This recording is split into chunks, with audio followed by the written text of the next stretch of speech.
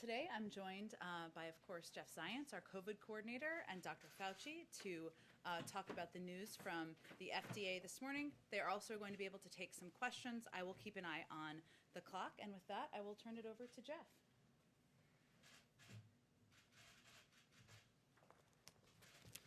Well, first, thank you, Jen, and thank you to all of you. Good afternoon. As you all know, the FDA and CDC announced earlier today that out of abundance of caution, they've recommended a pause in the use of Johnson & Johnson vaccine as they review data involving 6 reported U.S. cases of a rare and severe type of blood clot in individuals after receiving the Johnson & Johnson vaccine.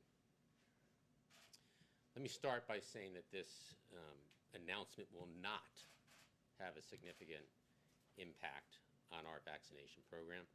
The J&J vaccine makes up less than 5% of the more than 190 million recorded shots in arms in the United States to date.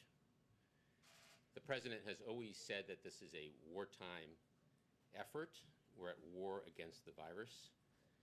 And as such, we've mobilized a wartime effort so that we're prepared for a wide range of scenarios. And that's why the president took action earlier this year, before the J&J vaccine was even authorized, to secure enough Pfizer and Moderna doses for 300 million Americans by the end of July. Over the last few weeks, we have made available more than 25 million doses of Pfizer and Moderna each and every week. In fact, this week, we will make available 28 million doses of these 2 vaccines. And as we've done since we took office, we will continue to get the supply out the door as soon as it's available. So we have more than enough supply of Pfizer and Moderna vaccines to continue the current pace of about 3 million shots per day. And that puts us well on pace to meet the president's goal of 200 million shots by his 100th day in office and continue to reach every adult who wants to get vaccinated. We're now working with our state and federal partners to get anyone scheduled for a J&J vaccine quickly rescheduled for a Pfizer or Moderna vaccine. And we're actually already seeing this happen today at sites across the country where J&J appointments are being adjusted that were for today to actually get Moderna and Pfizer today. So that's happening many places across the country. The president has committed to the American people that his administration will always lead with science, tell the truth, and give Americans the facts as we know them. CDC and FDA will continue to do just that and provide regular updates to the public, and they will do so as they continue their investigation. With that, let me hand it over to Dr. Fauci, and then we'll take questions. Oh, sorry, let me get my mask. Thank you very much, Jeff. Just to follow up a bit and maybe fill in a couple of points from what Jeff said and what our colleagues in the FDA and the CDC said earlier this morning at the press conference. A couple of issues come up of the importance of calling this pause, because people say, what does a pause mean?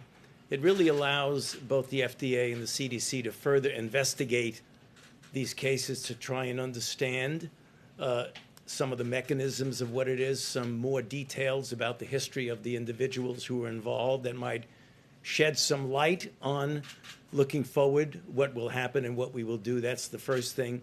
The other thing is to make physicians out there aware of this, and there are some clinical implications of that I believe are important.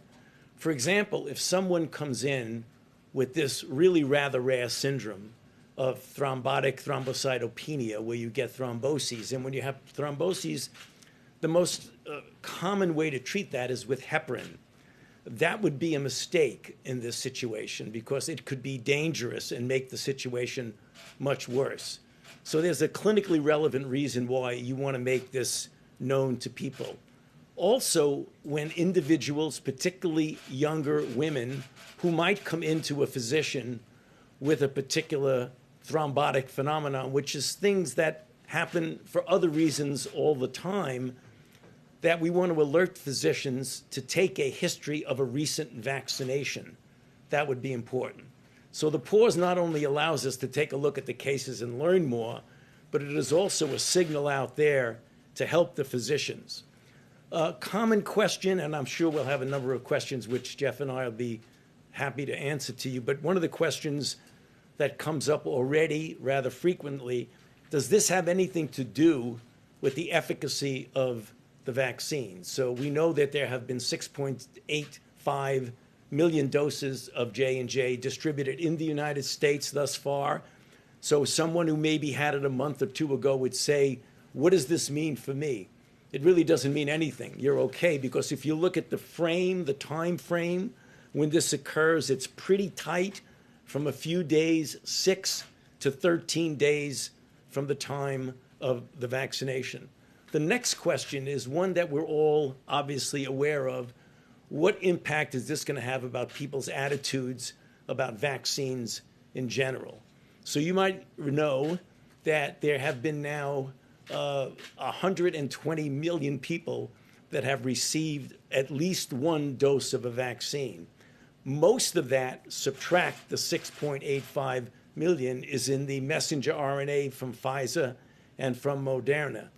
There have been no red flag signals from those. So you're talking about tens and tens and tens of millions of people who've received vaccine with no adverse effect. This is a really rare event. If you look at what we know so far, there have been 6 out of the 6.85 million doses, which is less than 1 in a million. So remember, this is something that we always, out of an abundance of caution, as Jeff said, to give us a time to take a good look at it and see if we can get further information. So I'll stop there, Jeff, and we could obviously take some questions. Okay. Mary, you want to kick us off? You've described this as a really rare event, but this does seem like a pretty drastic step. Do you believe that the scientists sufficiently weighed the benefits of this pause against the damage or risk that this could do to the broader effort and the impact it could have on vaccine hesitancy?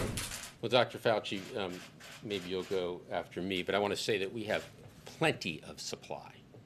So I mentioned that we, for the last several weeks, have been sending 25 million doses out. And while we're averaging 3 million shots in arms per day, the 25 million supports actually that level and even accelerating. And we just sent out 28 million doses today, or announced 28 million doses will be sent this week to states, tribes, territories, and through our federal channels. So we have plenty of supply to continue our vaccination program and to hit our goals. But over to Dr. Fauci. Yeah. I believe your question is, did we pull the trigger too soon on this because it was such a rare event? Well, you know, our FDA is internationally known for their capability of making sure that we have the safest products out there. And that's what I meant when I said an abundance of caution. You want to make sure that safety is the important issue here. We are totally aware that this is a very rare event. We want to get this worked out as quickly as we possibly can. And that's why you see the word pause. In other words, you want to hold off for a bit and very well may go back to that, maybe with some conditions or maybe not. But we want to leave that up to the FDA and the CDC to investigate this carefully. So I don't think it was pulling the trigger too quickly. And just a logistical question more so than anything. The Advisory Committee on Immunization Practices is meeting tomorrow to discuss this. Why not try and meet today? I mean, is this not a moment to sort of drop everything and focus on this? You know, I think you have to get people pulled together. I think tomorrow is not such a long wait. I mean, I'm sure they want to get everybody. There may be people who are not available. They want to get the full component of it. Alex? Can you talk a little bit about the process in both deciding for this pause and sort of what comes next? First off, did the White House have any advance notice of the issues with the J&J vaccine, and was there involvement from the White House in deciding this?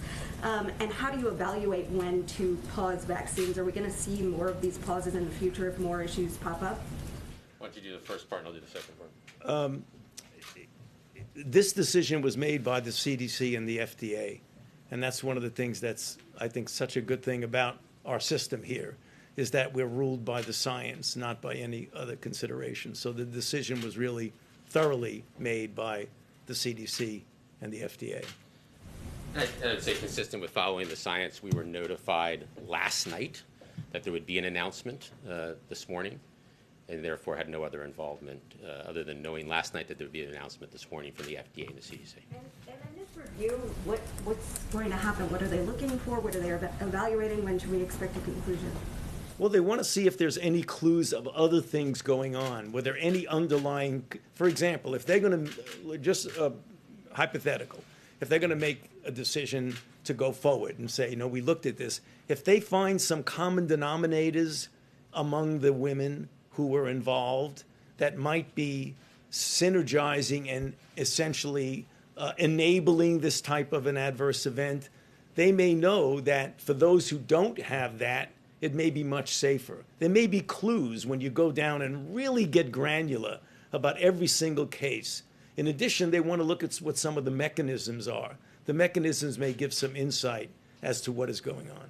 And should we expect to potentially see further pauses in the future? I mean, could this keep happening with the vaccines because they're so new?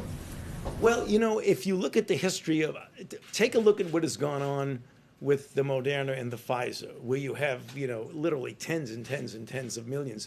This watched us carefully. There had been no red flags. When you have a red flag of something that is as serious as thrombotic thrombocytopenia, particularly when you have an individual, one of whom died, you take that seriously. So I don't think that minimal things that very likely have nothing at all to do with the vaccine, that we're going to pull the trigger so quickly as to keep stopping and stopping and stopping. I think this is an unusual occurrence of a serious adverse event that you want to make sure before you go forward, you investigate it thoroughly. And that's exactly what they're doing. They're pausing so that they can look at it more carefully. Thank you. A couple for Dr. Fauci first. It's great to see you back at the podium, Dr. Fauci. Given that the impacted patients were all women between the ages of 18 and 48, should women under 50 be excluded from getting the J&J vaccine? The question you're asking gets back to several of the questions here. That's the reason why the CDC and the FDA want to take a look at this and say, are there some categories now where people outside of that categories don't have any of the factors, so it'll be okay to go on? It is entirely conceivable, making no predictions, that there may be some restriction in an age group or not. We don't know that now. That's the reason why they're working very hard to answer the question you're asking. And what's your medical advice for people who have recently received the J&J vaccine and may be concerned about blood clots? Well, I mean, if someone recently, within days, I would tell them to just, first of all, don't get an anxiety reaction, because remember, it's less than 1 in a million. However, having said that, pay attention. Do you have symptoms? Headache? Do you have shortness of breath, chest discomfort? Do you have anything that resembles a neurological syndrome? And obviously, if you have something as serious as a seizure, I mean, that's pretty clear. But the manifestations of this are that headache is the very common component of it, because the sinus thromboses that they have is the draining of the blood in the brain, and it will cause enough symptomatology to make you notice it. Just tell people to just watch out for not feeling very well. And one for Jeff. Officials from different states told us this morning that they were really caught off guard by this announcement. They were ready to put shots into people's arms and had to scramble. Can you explain that chain of communication? When and how did you notify states that they might have to pause? Right. Well, as I said, we didn't know about anything in terms of the announcement until last night. We didn't even know the content of the announcement until this morning when everyone else read it. As soon as we got that, we our team farmed out and started contacting folks to make sure that everyone knew that that was now announced by the FDA and CDC. Tuesday is the day that I have my regular governor's call. So that was fortunate that that was at 11 a.m. So we had all the governors already lined up with their teams, and we had Drs. Fauci and Drs. Walensky join that call, and the teams will continue to support the statewide efforts, the federal channels, the community health centers to make the adjustments. So I think the message got out very clearly and quickly. There was no heads up here. The announcement was made this morning. Thank you. Thanks, guys. Just two quick ones. The first one, and you might not have the answer to this, do we have a timeline in terms of how long this is going to, are we talking days before it might get flipped back on, or a week? And then second one for Jeff, if you don't mind, I understand what you're saying on the macro level related to supply, but when you talk to local officials, the J&J shot, because of storage, because it was one shot, was considered a crucial component in rural areas and kind of underserved communities. How does that not affect the timeline that you guys are on in terms of actually getting shots in arms? During one of the questions which was asked, I believe, of the CDC, the question was just yours, and I don't know what they're going to be doing. What I heard from the previous press discussion was it's going to be more like days to weeks rather than weeks to months. We have plenty of supply, and we have plenty of vehicles for delivering that supply, whether it's through the federal pharmacy channel, whether it's mobile units, community health centers, and all of those are equipped to deliver the Moderna and Pfizer vaccines. So we'll make sure that those units continue to grow in number, because you're right, we need to reach people where they are, and the mobile units and the community health centers are particularly essential for those. And they have been receiving Moderna and Pfizer doses since we began both those programs. So it's no different, you just swap out the vaccine if it was a mass vaccination center or if it was a mobile unit going to a rural area? Now, the Moderna and Pfizer vaccines, as you know, are 2-dose vaccines. Right. So it's important that people come back for their second dose, 3 weeks post their first dose of Pfizer and 4 weeks post their first dose of Moderna. But all of our units, all of our delivery channels are equipped to deliver both Pfizer and Moderna. Just real quick, how does this not contribute to, those are the very areas where hesitancy, I think, is most predominant at this point in time, based on what you guys have seen? Do you have to change your message? Do you have to do something different to address hesitancy in the wake of something like this? No, I think we need to continue to be transparent about what the science is telling us. That's what brings us here today. There's, as Dr. Fauci said, there's been tens of millions of doses of Pfizer and Moderna administered over the last several months, and millions of people, both in the U.S. and around the world, have been safely vaccinated. I think it's important that we have here the FDA, and the FDA is the gold standard for ensuring the safety and the effectiveness of the vaccines. And today's action, I think, is clear evidence that they're taking every step necessary to ensure the American people have clear and transparent information about the safety and effectiveness of these vaccines.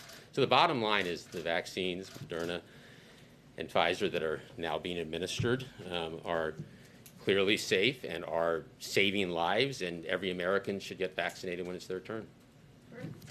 Thanks. Jeff, is J&J production going to continue during this pause? And secondly, is the Biden administration considering ordering more doses of Pfizer or Moderna, given, just in case this problem with J&J becomes prolonged?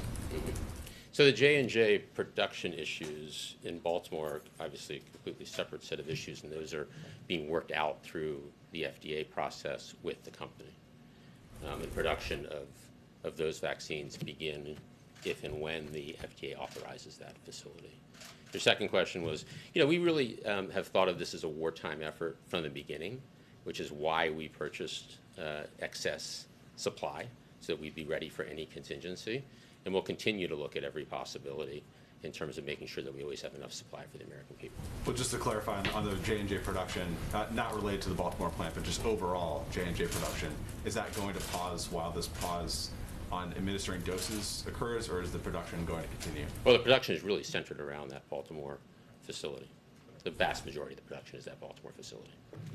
Andrew? I just want to, Jeff or Dr. Fauci, I want to just ask you very directly, are you ruling out the possibility that the vaccine could be removed from the market? I mean, are you ruling out that, are you expecting it to be re-allowed? You know, I think it would be premature to comment on that, and that's the reason why the pause was done, so that they could take a good look at it very carefully, look at every different factor. I wouldn't want to speculate as to what would happen. Often, when you see things like this, that you pause and come back. Whether or not that happens now, I can't guarantee it, but I can tell you that's exactly what the CDC and FDA people are going to be deciding on and looking at very carefully. If I could just ask you on this outreach question. So, you know, this is a problem that you've been struggling with, the sort of vaccine hesitancy.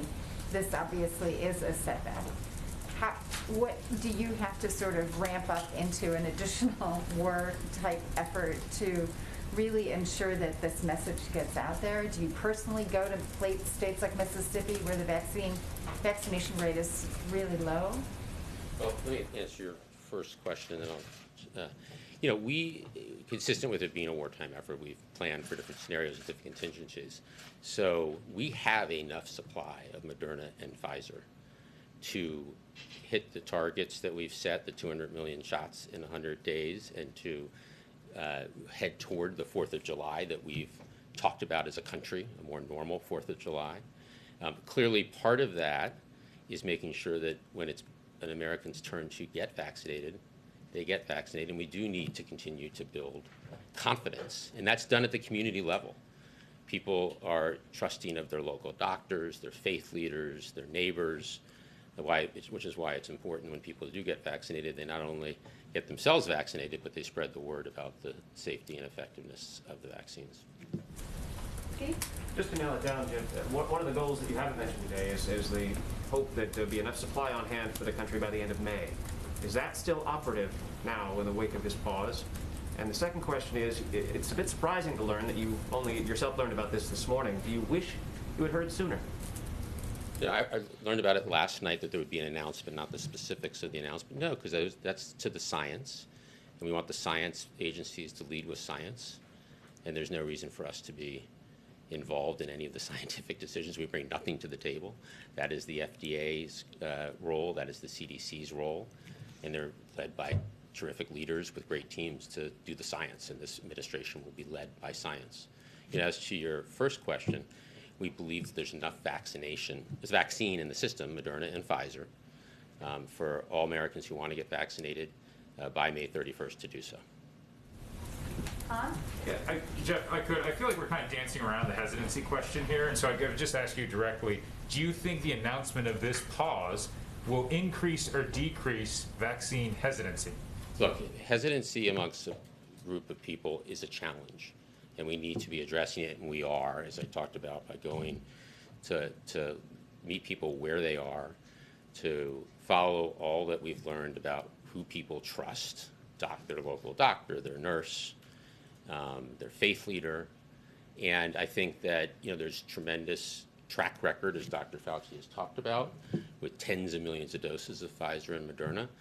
The FDA, acting the way they did today, shows that they are indeed the gold standard, and I think that should reassure the American public that they will be very diligent and conservative in how they approach the vaccines. So the argument is that because the FDA, this tripwire was triggered, that should give Americans more confidence in the overall vaccination plan. Certainly around how safety and efficacy are being monitored by the gold standard folks at the FDA. Let's do these three more, and then we'll let them go back. Go ahead. Jeff, you said the FDA is the gold standard for ensuring the safety and efficacy of vaccines. To what extent does today's news add urgency to the effort of getting a permanent nominee confirmed to head the FDA? You know, clearly it's always an important post, but how much of a spotlight does this news now shine? I have no personnel announcement to make today. The FDA has an extraordinary group of scientists and experts that lead these types of efforts. How helpful would a permanent director be in those efforts? I think that the FDA does an extraordinary job, and the teams that are addressing these issues are experienced teams. In fact, the acting director is a very experienced leader. So I think the experience at the FDA and the expertise at the FDA is indeed the gold standard. Go ahead. Are there any immediate plans to accommodate the states because of this pause? And can you guarantee that every person who had a reservation canceled will get rescheduled in a matter of days? Yeah, as I said, I think there's already, in certain locations, people who are scheduled for today are already rescheduled. So we'll do anything we can to support the states on the logistics of rescheduling. And at the same time, the most important thing is that the supply exists to continue to vaccinate 3 million Americans a day, and there's enough supply to actually accelerate that. There's tens of millions of doses in the system, and as I said today, we announced 28 million more Moderna and Pfizer doses are available to order this week. Well, that's a question. Dr. Fauci, you said that there was no red flags with the other two vaccines. This question might be asking you to state the obvious, but can you verify that means that there were no developments of blood clot symptoms in the recipients of those vaccines? There have been no serious events to call attention to anything that would relate to a pause. Right. Why would it be why would the for one vaccine but not the other two? And how does that speak to the safety of the other two vaccines? I think, when you examine everything in general, the fact that you have, 120 million doses, individuals have received at least one dose. And as you subtract out of that 121 million, 6.85, you're talking about, 114 or so million individuals have received at least one dose and no negative red flag signals. That tells you you're dealing with a really safe vaccine. And I think, apropos of several of the questions that people asked about hesitancy, when you want to talk about safety, this is an extraordinary safety record that the others have. And the fact that a pause was done, I think, just as a testimony to how seriously we take safety and why we have an FDA and a CDC that looks at this very carefully and hopefully will resolve it pretty soon, within days to weeks, apropos of your question. So I think it's a very strong argument for safety, actually. Thank you, Dr. Fauci. Thank you, Jeff. Thank you. Really Thank you, appreciate everybody. taking the time. Thank you. Thank you. They're always welcome, always welcome. Okay. I know there's a lot going on today, and you also have a call time, so we will try to get through as much as we possibly can, but I did want to give you all a couple of updates. Obviously, the president met yesterday with a bipartisan group of members who work on committees of jurisdiction. I can talk a little bit more about that, but I also wanted to give you an update on the work of our jobs cabinet, which will be central to our efforts, and especially in this period of time, where now a lot of these members are going to go back. They're going to work with their staffs. They're going to work with each other to see what the path forward is. So far, cabinet secretaries from our jobs cabinet, I should say, have made 27 calls to members, including 7 Republicans. Those are when they connected, of course. Our legislative affairs team has made 139 calls to members, their chiefs of staff and staff directors. 35 of those 99 calls to the House were to Republicans, along with 15 of the 40 calls into the Senate. This is obviously ongoing, and we will venture to provide you regular updates so you have a sense of what's happening. We've held 26 House and Senate staff briefings and 9 member-level briefings, including with Republican leadership and 5 bipartisan groups, and this is clearly picking up. Senior administration officials have also engaged with rural leaders, faith communities, and the private sector. They've held briefings with bipartisan groups of over 1,000 mayors and county elected officials, and have had one-on-one conversations with governors from both parties. I also wanted to highlight that this week is Black Maternal Health Week, and in its honor, today the Vice President and Domestic Policy Advisor Susan Rice are hosting a roundtable with women who will share their experiences with complications from pregnancy, childbirth, and postpartum, the impact of postpartum post-childbirth, as well as their work in advocacy and research, highlighting the disparities that Black women face in maternal health. I think this actually started around 12:30, so I should say the event is ongoing. We also announced initial actions we are taking to address the maternal health crisis in the United States, including significant funding to reduce maternal mortality and morbidity rates, improve health equity, and race-based disparities nationwide, the approval of the first Medicaid Section 1115 waiver in Illinois to broadly extend postpartum coverage.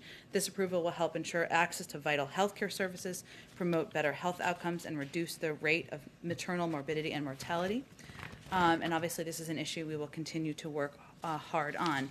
I also just wanted to highlight that we're also hosting today a virtual small business briefing on the American Jobs Plan. Small Business Administrator, newly confirmed, Isabel Guzman, will join the event with thousands of small business owners to highlight how the American Jobs Plan supports small business. The plan that the President has proposed provides direct support to small businesses by increasing access to federal contracts and investing more than $110 billion in financing and technical assistance programs. As you know, the President also attended a congressional tribute for U.S. Capitol Officer William Evans this morning. He paid his respects, for those of you who didn't see, to Officer Evans and met with his family.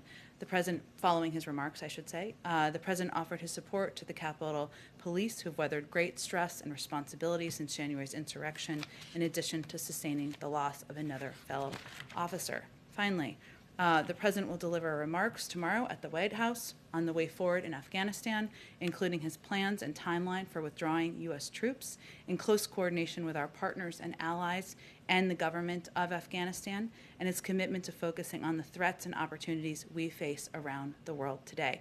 We will have an advisory with more details out later today. We, of course, are doing a series of briefings throughout the day with all of you and others. I'm going to be limited in what I'm going to share from here because I don't want to get ahead of the President, but I will look forward to having a conversation with all of you in the coming days about the details of his speech. With that, go ahead, Alex. Thanks. Let's start with Russia. Can you share any details on the proposed summit with President Putin? Where would it be? What would the topics be? And what was his response? And also, Putin himself suggested public talks with Biden in mid-March, and he was brushed off by the White House. So what's the change? What's behind the change in posture? Well, let me first say that, as you note, the President had a call with President Putin this morning. We put out a readout of that, but let me reiterate a couple of the highlights for those of you who are following other pieces of news. During this call, they discussed a number of regional and global issues, including the intent of the United States and Russia to pursue a strategic stability dialogue on a range of arms control and emerging security issues, building on the extension of the New START treaty. President Biden also made clear that the United States will act firmly in defense of its national interests in response to Russia's actions, such as cyber intrusions and election interference. And he also emphasized the United States' unwavering commitment to Ukraine's sovereignty and territorial integrity. The President voiced our concerns over the sudden Russian military buildup and increasing aggression on the border of Ukraine, and called on Russia to de-escalate tensions. So as it relates to your question, I will say that our approach to our relationship with Russia is one where we certainly expect the relationship to remain a challenge. We expect there will be continued difficult conversations, and we are prepared to confront those. But our goal is to have a relationship with Russia that is predictable and stable. And having a conversation or a dialogue, which the plans will need to be developed on. This is the first conversation about it at that level, of course. The purpose of that is to, of course, be honest and candid where there are areas where we disagree and have concerns, but also work together on areas where there is mutual interest. And that may relate to arms control, as we did with the extension of New START shortly after the President was inaugurated, or even working together on pursuing an Iran nuclear deal. So there'll be a range of topics discussed. As we get closer and details are finalized, we'll share those with you, but we are just at the early stages of the discussions. And with respect to Russia's military buildup at the Ukrainian border, what is on the table to respond if Russia doesn't back down? I mean, are military options being considered? Well, Secretary Blinken and Secretary Austin are both in Brussels now. They are having discussions with their counterparts about a range of topics, including the military buildup on the border. So I won't get ahead of those discussions. I expect they will do a readout when those discussions conclude. Any approach or engagement with Russia or actions would be done in coordination. And then one more on Afghanistan. Republicans are already talking as though the announcement has happened of the withdrawal of all troops by September 11th. And so I wanted to get your reaction to something Mitch McConnell just said. He suggested that it would put our NATO partners in a shared fight that we have not yet won. It would abandon the women of Afghanistan, whose freedoms and human rights will be in peril. He said that the administration plans to turn tail and abandon the fight in Afghanistan. So what is your response to this criticism and criticism from other Republicans that it's too soon without any plans to sort of maintain stability there? Well, again, I will leave it to the president to lay out his specific plans for withdrawing troops, the reasoning, and his commitment to focusing on the threats and opportunities we face around the world today. But I will say that the president has been consistent in his view that there's not a military solution to Afghanistan, that we have been there for far too long. That has been his view for some time, well documented, well reported on. He believes that, and he remains committed to supporting negotiations between the parties, which many of you may be following, are resuming next week. And he also believes we need to focus our resources on fighting the threats we face today, 20 years, almost 20 years after the war began. And so that's his approach and how he looks at this decision, but he will lay out more specifics tomorrow. Okay, go ahead. Thanks, Jen. You mentioned President Biden has been consistent. As a candidate, he told CBS that he thought a smaller footprint of troops should remain in Afghanistan in the case that terrorists reamass their capacity. But now he's committing to drawing troops to a number that is 0. Can you explain that change? Again, I know we're doing a number of briefings with all of you where you will have all of these questions answered. I will say that the president's approach and his decision that he made was done through close consultation with military leaders, with his national security team, with partners and allies around the world, and with his objective in mind of ensuring we are focusing on the threats we're facing. We're doing that in close coordination with our partners and allies, and I will leave it to the briefings that you will be receiving and his speech tomorrow to outline more in more further detail. Go ahead.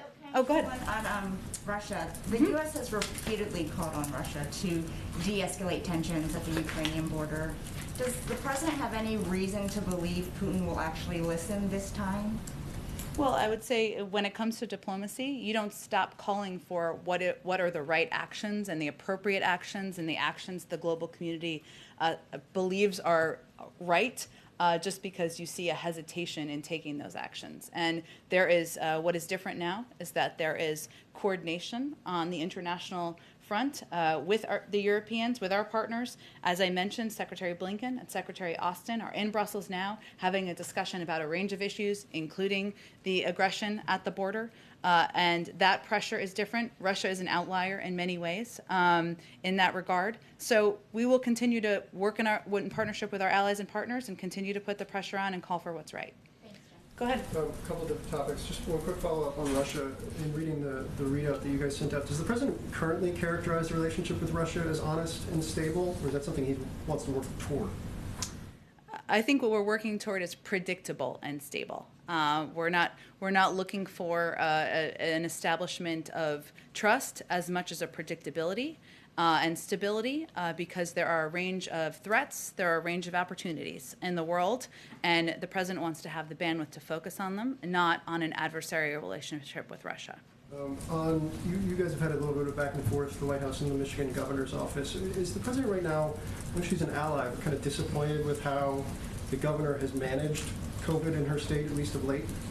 Well, let me say, Phil, as you know, you've been covering it quite closely. We have been at war with this virus for over a year now, and Governor Whitmer has been in charge of a state that has been incredibly hard hit by COVID for that period of time. And she's done a tremendous job, in our view, while facing an enormous set of challenges. She has been steadfast in her commitment to keeping the people of the state of Michigan safe. and a tremendous partner in the fight against COVID.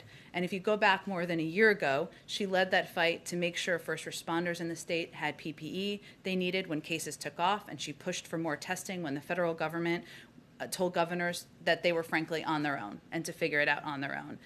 She had to endure not just a public health crisis and a hostile state legislature, but friends who have passed from the virus, armed aggression in the state capitol, and threats against her life. She's also had to coordinate a disaster response to a faulty dam burst, all while doing all of this in a devastated Michigan community. So we feel she's shown some serious grit, fight, and resolve.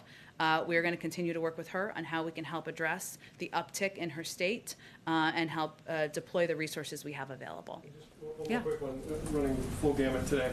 The president's repeatedly said that he wants the infrastructure proposal he's put on the table to be paid for. He's obviously put proposals to pay for it. Is that a red line? Is he open to not paying for some of that proposal if that's the direction Congress wants to go?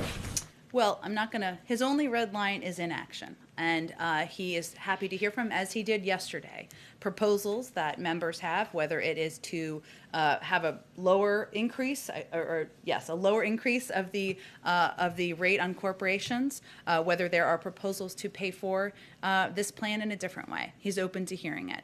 His starting place is that we should pay for it. But we're at the beginning of the discussions here, and ultimately, his only red line is investing in our infrastructure, making sure we are putting Americans back to work over the long term. Go ahead. Thanks, Jen. Sorry, Mayor, I'll come back to you. On Russia, the president proposing a summit with Vladimir Putin would suggest that he's looking to de-escalate some tensions there. So does that mean it's unlikely the U.S. is going to enact harsher sanctions on Russia, like sanctioning their sovereign debt? Well, I'm not going to get ahead of any announcements we have on the consequences that we will invoke on the Russian leaders for the actions they've already taken. No, it does not change. The calculations, the process, the review that has been ongoing, I expect we'll have more to say soon. And certainly the president was clear that there will be consequences, as he has said publicly. Some will be seen and some will be unseen, as we often say, and hopefully we'll have more to share with all of you soon. And then one on nominations. Notice that the Director for Immigration and Customs Enforcement was not included in the tranche that was announced yesterday. That included CBP and USCIS. So why wasn't that person included in that tranche, and when should we expect to see a nominee for that position? It's a great question. I don't have any personal announcements or previews for you. Sometimes we announce things because they're through the vetting process and a decision has been made. And while it might be cleaner to do it in a group, we want to get these names out, nominated through the process as quickly as possible. So hopefully we'll have a nominee soon. Go ahead. I know you're leaving the details of this to the president tomorrow, but I do want to try on just one part of this. You know, the administration obviously is committed to supporting Afghan women and minorities. What do you say to people who are concerned that this could put them and their lives at risk by withdrawing? I will say that, broadly speaking, the president and this administration supports women and girls around the world. We support it through a range of actions, through a range of initiatives, through a range of programs that we support. We will absolutely continue to do that. The president has been consistent in his view that there is no viable end to the war, military viable end to the war in Afghanistan. He's had that view for some time now, and he has to make decisions through the prism of what's in the interest of the national security of the United States, and that includes keeping our focus on where the threats are emerging around the world, whether those are emerging threats from al-Qaeda in parts of North Africa, or other threats or opportunities we see in other regions. And hence, those are big motivating factors in his decision. And on police reforms and racial justice, you know, it doesn't appear the Democrats have the votes needed to pass the George Floyd Policing Act as the administration hopes. Is the White House open to negotiations on this, possibly even giving maybe another look at Tim Scott's Justice Act the Democrats blocked last year? Well, we will leave that. I know Senator Scott, Senator Booker, and others are in close discussion and coordination about what a path forward may look like. We certainly understand that there could be changes to proposals that have been put forward to date. We believe that the George Floyd Act has a lot of the components that will help rebuild the trust, help put in place many of the reforms that are frankly long overdue. So But we also recognize that democracy in action means changes take place. So we'll have to see what the discussions look like and whether the president could support any changes that would be made through that process. And if I could, I just want to get your reaction to some comments from Congresswoman Rashida Tlaib that are getting a fair amount of attention.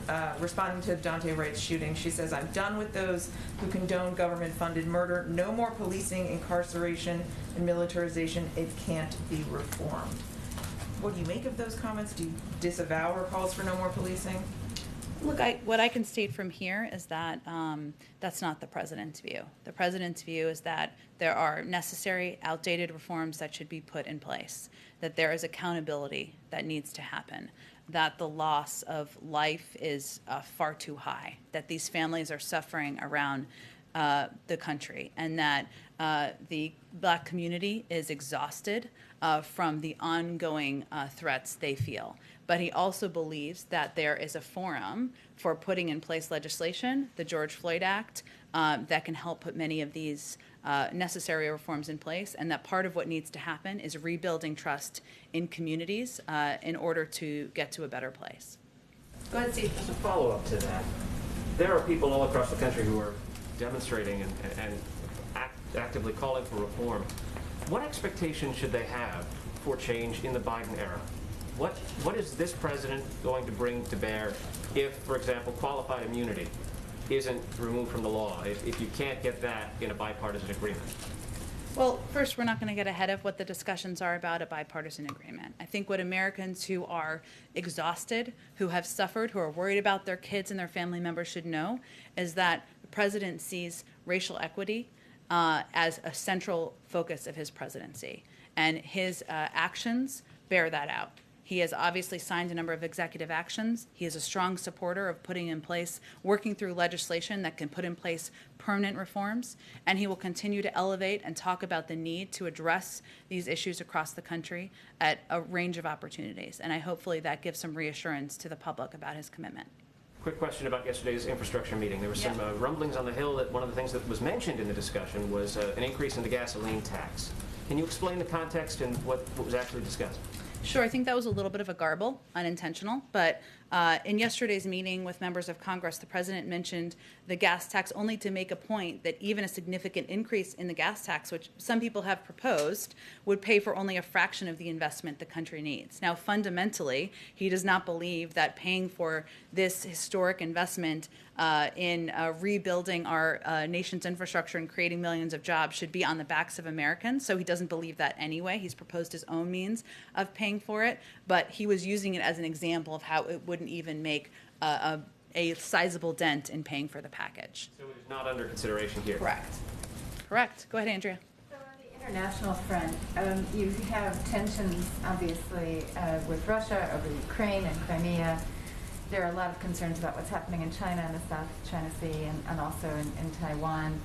Are you confident, is the president confident that the U.S. military is postured correctly and prepared to deal with multiple crises occurring almost simultaneously at a time when you're withdrawing troops from Afghanistan? Absolutely. The president has utmost confidence in General Austin and his leadership, and Secretary Austin, I should say, switching titles, and he believes we have the best military, men and women serving in the world, and so he has absolute confidence. He also believes that we should lead with diplomacy, and his actions, his leadership, his approach certainly bear that out. Just on China with the climate summit coming up, I mean, do you see opportunities to sort of rebuild the relation, or to address the tensions and the long-standing tensions in the relationship with China over the climate summit, to sort of use that as an opportunity to move forward? We obviously have not made a determination about bilateral portions or meetings that would take place as a part of the summit. We've invited over 40 leaders, but I would say that we are engaged, as you know, at a range of levels. We are approaching our relationship as one not of conflict, but of competition. We believe that the most important steps we can take is to rebuild and support our own economy here at home, and to also be candid about areas where we have concerns, whether it's human rights abuses or technological abuses, and that is certainly how we approach our relationship. So while the summit is still coming together, I'm not sure I would go that far, given there are over 40 leaders we have invited, and we're still finalizing the details of the events. On the domestic front, in terms of the George Floyd Policing Act, do you anticipate major protests and riots depending on the verdict in the Chauvin case?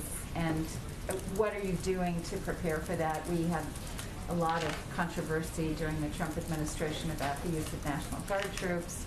Are you preparing to put in National Guard troops if needed, depending on what happens in that verdict? I know it's a hypothetical question, but you have to prepare for all eventualities. And last night, or 2 days ago, the president was, appealing for calm.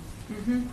Can you just walk us through your strategy and approach, given how volatile the tensions, the situation is? Well, while we are not going to prejudge the outcome, which I realize you're not asking me to do, but just to state it clearly, we are working with state and local leaders to advance our shared goal of ensuring public safety and citizens' rights to peaceful protest. The president, we all, will continue to monitor the developments, and our team will remain in contact with these officials on the ground, as well as with civil rights leaders and community stakeholders. But I don't think I'm going to read out more than that. Go ahead. Rule out sending in the National Guard? I would just leave it at what I convey. Go ahead. On the president's tax plans, he has said that individuals, households under $400,000 per year aren't going to see their taxes go up. Does that also apply to indirect effects from the corporate tax changes that might not technically be tax increases? Like if an average family of 4 making under that amount sees their heating bill go up because utility companies increase their rates to accommodate the 28% corporate tax rate, is that okay or acceptable to the president? Because it's not technically a tax increase? Well, I would say that there's no reason that is what needs to happen. We have evidence of what happens. Back in 2017, when Republicans prioritized tax cuts for big corporations over investing in working people, there were many arguments made about what the impact would be. The benefits would be passed on to consumers. They would invest in R&D. There would be jobs created. None of that happened. There were stock buybacks, more incentives to offshore, record compensation for executives. We have seen countless studies where the biggest impact to these corporations would likely be on capital. So I would say that's not a concern we have at this moment in time. But even though, utility companies did, maybe it's arguably partially for show, but they did announce, rate decreases after the 27 tax law passed and attributed it to the tax law passing. Is there some data that you're expecting from economists suggesting that will be the case, or are you just getting ahead of what might happen when the bill passes?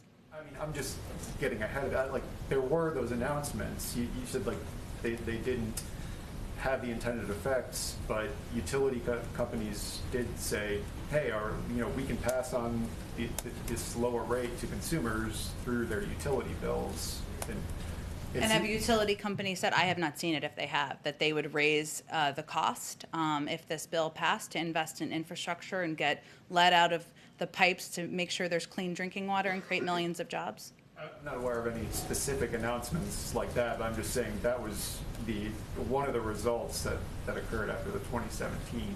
Well, then I don't think we have to anticipate it as an issue quite yet. Go ahead, Hans. Just on Iran, they've announced that they're going to go to 60% uranium enrichment. What does that do to the ongoing indirect talks? Does it complicate them? Are those talks still on? And then I'll have a couple follow-ups. Sure. Well, let me say that first, we take seriously Iran's provocative announcement of its intention to begin enriching uranium to 60%, which the P5+1 should be unified in rejecting. This step both calls into question Iran's seriousness with regard to the nuclear talks and underscores the imperative of returning to mutual compliance with the JCPOA. We share a common stated objective of returning to mutual compliance with the JCPOA with Iran. And we have been engaged constructively in what we felt was constructive dialogue last week, even as it was indirect.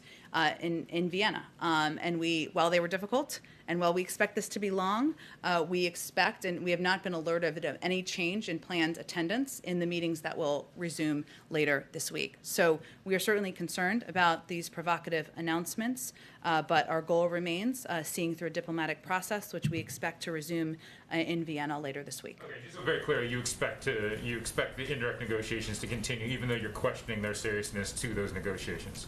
Well, look, I think, Hans, we believe that the diplomatic path is the only path forward here, and that having a discussion, even indirect, is the best way to come to resolution. It doesn't mean that we hold back on concerns we have and don't encourage our P5+1 partners to expressing those same concerns and having that as part of the discussion. On the sort of diplomatic front, was the U.S. giving any heads up about the attack from potentially Israel on the power facility for Natanz? I have nothing further to read out about our understanding of the origin or the intention of the attack. Was the U.S. at all in any way involved in the attack on the power facility in Natanz? As I said yesterday, we were not.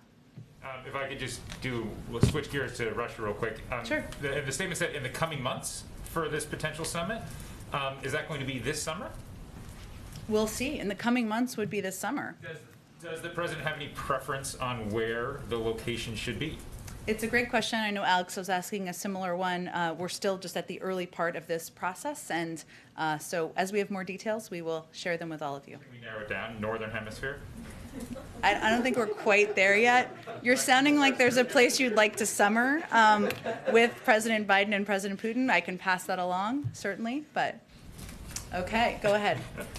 Hard to follow, but I'm sure you have a very serious and good question. Go ahead. Thanks for that, I suppose. My question is on LGBTQ rights. You told me weeks ago President Biden stands by his campaign promise to sign the legislation within 100 days.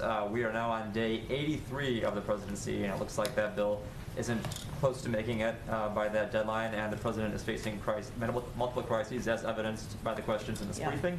Does the president continue to stand by that campaign promise? He does.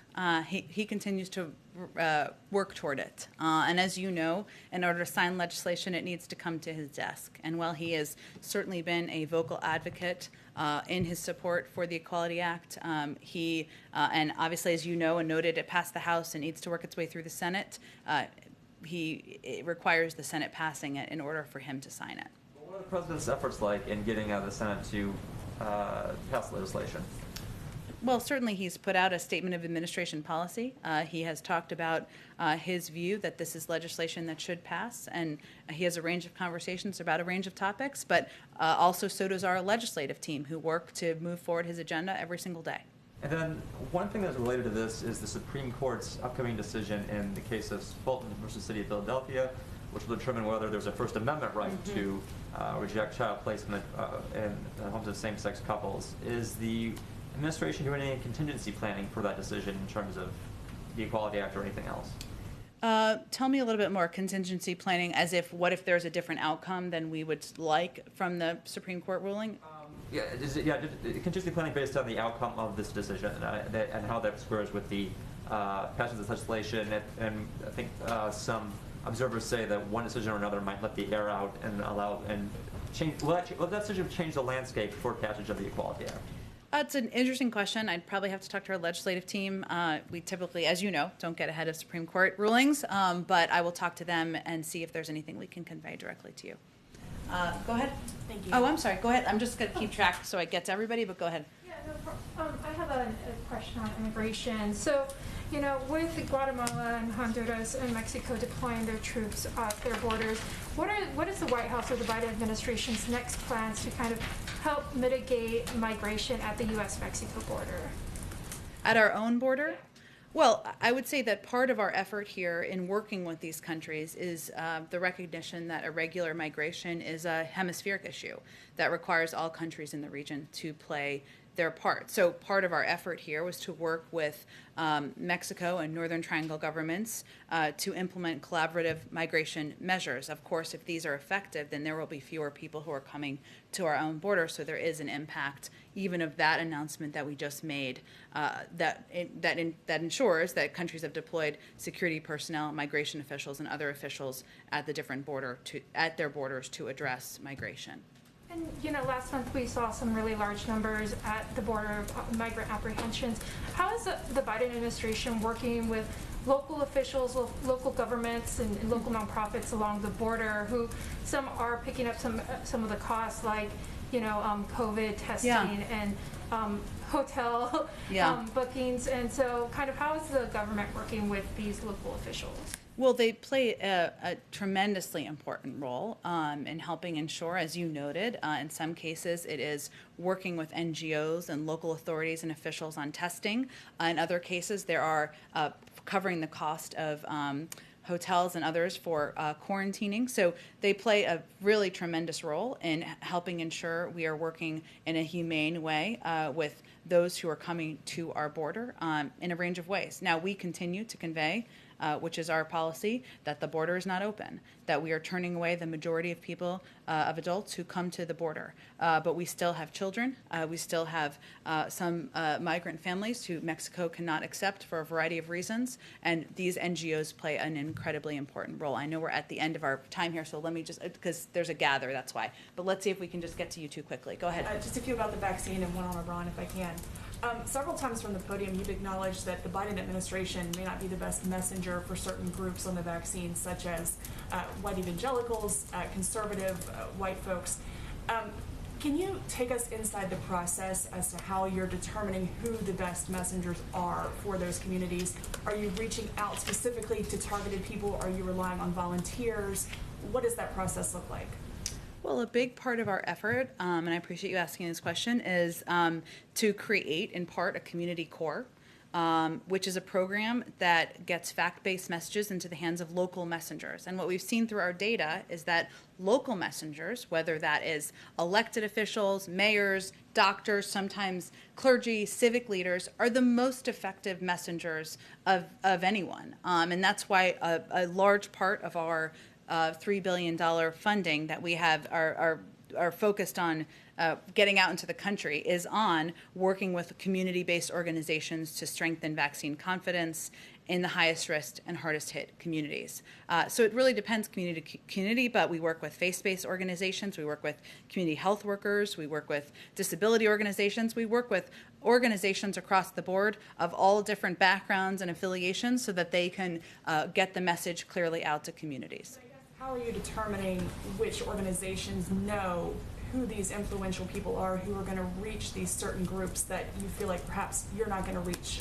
How we determine who community leaders are in communities and like reach these groups that you're trying to well, I think as I'm conveying here, a lot of this is based on taking a local approach, and a lot of it's driven through HHS, so they may be best able to answer your question. I just want to get to our last person here. Go ahead. Just from my colleague, do you have a comment on Japan's plans to release wastewater from Fukushima into the Pacific Ocean? Let me get you a comment from our national security team after the briefing. I'm happy to do that. Okay, or directly to your colleague, I should say. Could you clarify who initiated the phone call with President Putin? Was it President Biden? I don't think I'm going to have more detail on that. I'll check if I do. The last one. Does President Biden want to restore travel between the United States and Europe, as well as with the United Kingdom before summer? You mean as it relates to COVID restrictions? Look, our focus, of course, we'd love to have travel return, just like everybody would like to return to normalcy, but we rely on the advice and the guidelines done by our health and medical experts, and so we'll defer to them on the timeline for that. See a chance for restoring travel between Europe and the United States for the summer? Many people need to plan in advance. Sure, we understand that, but also we will rely on the guidance and the timeline of our health and medical teams. Thanks, everyone.